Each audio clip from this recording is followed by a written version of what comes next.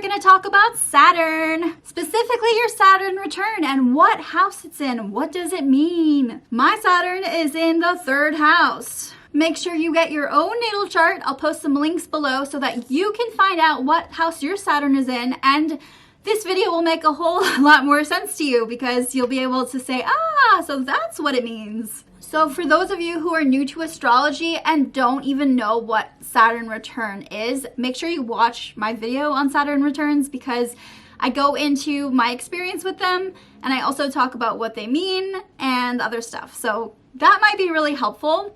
Your Saturn placement is going to say a lot about you and how you put your foot down, and also how you respect yourself. Do you even respect yourself? How do you show it? So for example, my Saturn is on the cusp of Aquarius and Pisces, and it's in the 3rd house. If your Saturn is also in Aquarius and Pisces or on the 3rd house, make sure you check out that video on Saturn returns because I talk about what that means. As a reminder, they occur every 29 years, give or take. So at the ages of 27 to 31, you'll experience your first Saturn return. Then at the ages of 56 to 60 years old, you'll experience your second Saturn return. And then between the ages of 84 and 90, you will experience your 3rd Saturn return. When Saturn returns, it is an extremely pivotal moment for you in your life. It's like a cosmic rite of passage. And depending on its location in your chart, it will manifest differently.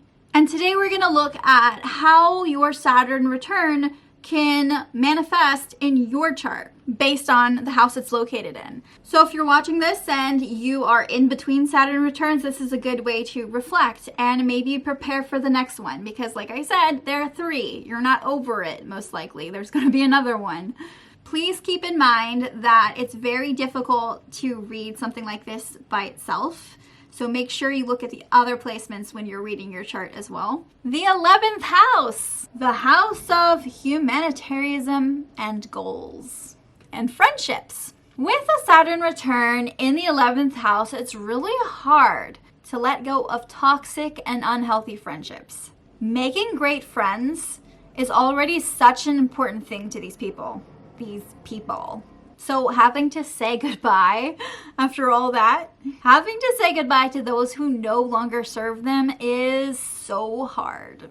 During their Saturn return, they're going to have to really reevaluate their friend group. And how do they feel about rejection? Do they learn from it? Or is it something that they kind of hide behind? They'll also have to do things for the greater good, even if it's hard. They always try to see the good in others, even when they don't deserve it. So during a Saturn return, a major challenge will be letting go of people and admitting their flaws. It could also mean letting go of an organization, leaving one, or maybe even entering into one. How important is it for them to fit in? How important is it for them to feel like they're part of something bigger? They'll have to get along with others during their Saturn return. They might start using social media more during this time for a cause or, to connect with the world around them. They might finally find an organization that they feel at home with. Humanity has everything to do with the 11th house. And the major events that they experience during a Saturn return often coincides with humanity, with the rest of the world.